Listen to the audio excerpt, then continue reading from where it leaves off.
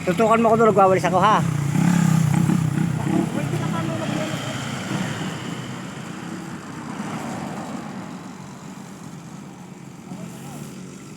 Hi guys. Ayan, nagwawalis po si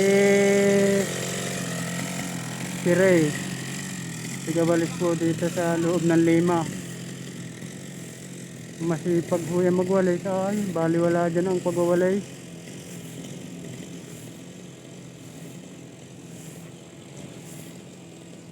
Tagal na ho yan dito.